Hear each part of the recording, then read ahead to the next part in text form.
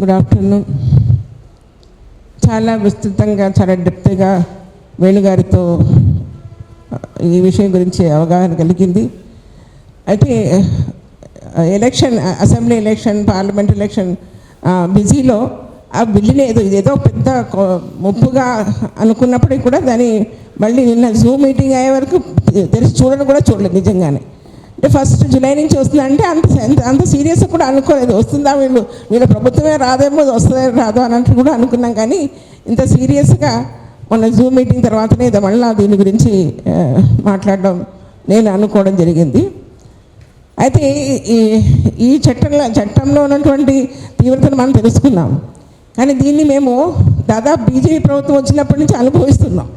Especially ముస్లిం కమ్యూనిటీలో ఎప్పుడైతే lynching ఇక్కడ స్టార్ట్ అయిందో నార్త్లో, అఖలాక్ హత్య, గోమాంసం ఫ్రిడ్జ్లో ఉందని అదని అక్కడి నుంచి లించింగ్ ఎక్కడి నుంచి స్టార్ట్ అయిందో అప్పటి నుంచి అనుభవిస్తున్నాను. ఇప్పటి వరకు కూడా భయంగానే చాలా ఊళ్ళలో మనుషులు బయటకు వెళ్తున్నారు. అంటే మన సౌత్లో లేదు కానీ నార్త్లో అదే అలాంటివి జరుగుతున్నాయి. అలాంటి వాతావరణంలో మేము ఆల్రెడీ నెట్టేయబడ్డాం ఉన్నాం మేము. అయితే ఇప్పుడు మొత్తం సమాజంలో కూడా ఇది బాగా తీవ్రంగా చుట్టుకుంటుంది. అప్పుడు ఎన్ఆర్సీ అప్పుడు కూడా ముస్లిమ్స్కి ఏదో ముప్పు వచ్చినట్టుగా అందరం షాహీన్ బాగ్ లాంటివి పోరాడాం, కూర్చున్నాం, చేసాము. మొత్తం దేశవ్యాప్తంగా ఒక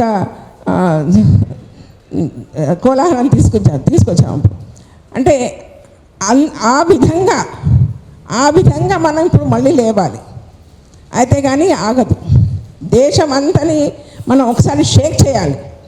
అలాంటి ఏదైనా ప్లానింగ్ పెట్టుకుంటే కానీ ఇది ఆగే పరిస్థితి ఉండదని నా అభిప్రాయం.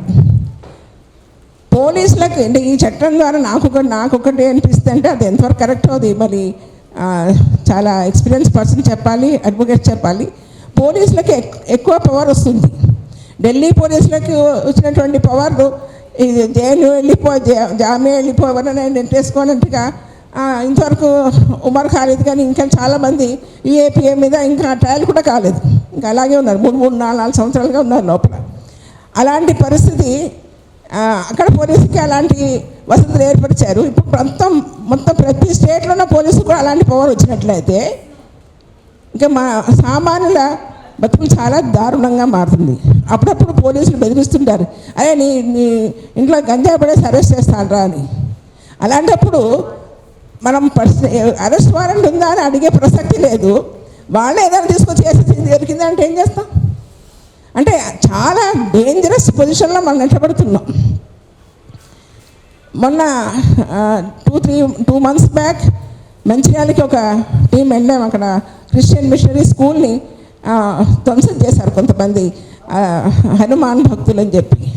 అక్కడికి వెళ్ళినప్పుడు పోలీస్ వర్షన్ కోసం పోలీస్ స్టేషన్కి వెళ్ళినప్పుడు వాళ్ళు ఏం చెప్పారంటే, ఇక్కడ ఎవరైతే విక్టిమ్స్ చర్చ్, స్కూల్ ఎవరి మీద దాడి జరిగిందో వాళ్ళ వైపు వాళ్ళని అరెస్ట్ చేశారు, ఎవరైతే దాడి చేశారో వాళ్ళని కూడా అరెస్ట్ చేశారు.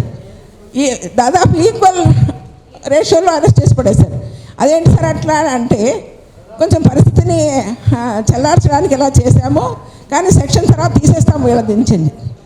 సేమ్ అలాంటి మరొకటి ఇది మొన్న సేమ్ ఈద్ డే అంటే బక్రీద్ డే నాడు మెదక్లో అన్ని డాక్యుమెంట్స్తో పాటు వాళ్ళు ఆక్స్ తీసుకొస్తుంటే కుర్బానీ కోసం విత్ ఆల్ డాక్యుమెంట్స్ గవర్నమెంట్ ఏదైతే సజెస్ట్ చేస్తుందో ఆ డాక్యుమెంట్స్ తీసుకుంటుంటే దాన్ని ఆపడానికి బీజేపీ అండ్ పార్ట్నర్స్ చేశారు.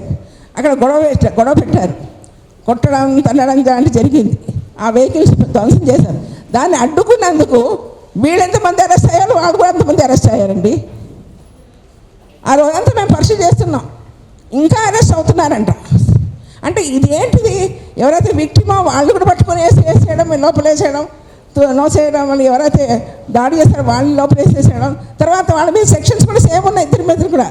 తర్వాత ఏమంటున్నారంటే పోలీసులు, తర్వాత వీళ్ళ సెక్షన్ తీసేస్తాం. ఏంటండి ఇది? మళ్ళీ రావడం ఎందుకు? తీసేయడం అవుతుంది. అంటే ఇలాంటి ఇప్పుడే ఇలా ఉన్నట్లయితే ఇంకా పవర్ వచ్చిన తర్వాత ఇంకా మన పరిస్థితులు ఏంటి? చాలా సీరియస్ మ్యాటర్ ఇది. మనకి లైఫ్ అండ్ డెత్ మ్యాటర్ అనుకొని మనం చాలా మొత్తం మొత్తం దేశపరంగా మనం కదిలిస్తే కానీ ఇది ఆగే పరిస్థితి ఉందని చెప్పడానికి నేను మా వంతు ప్రయత్నం తప్పకుండా ఇది ఆపడానికి ప్రయత్నిస్తాను. Thank you very much.